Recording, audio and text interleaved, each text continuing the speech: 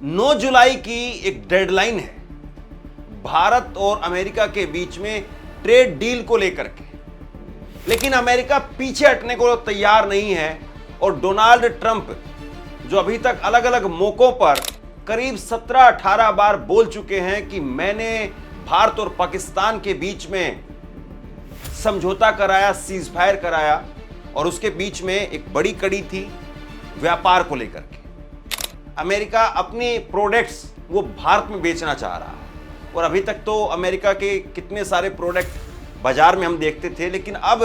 सीधे तौर पर अमेरिका जो लेकर के आ रहा है उससे किसी और को नहीं बल्कि भारत की सबसे बड़ी आबादी को सबसे बड़ा नुकसान, सबसे बड़ा झटका लगने वाला है भारत के किसानों को। अमेरिका अपने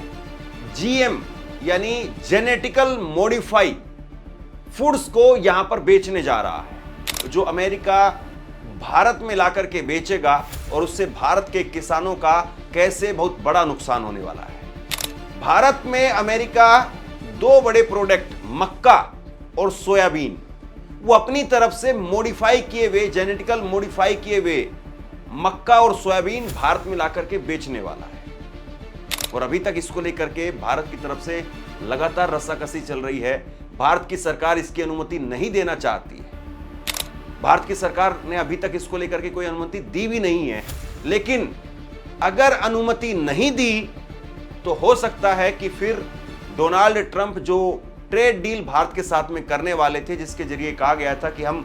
दोनों देश एक दूसरे के साथ में ज्यादा से ज्यादा व्यापार करेंगे लेकिन कम से कम लोगों का एक दूसरे का नुकसान करेंगे, वो ट्रेड डील खतरे में पड़ सकती है। अगर भारत ने इसकी अनुमति दी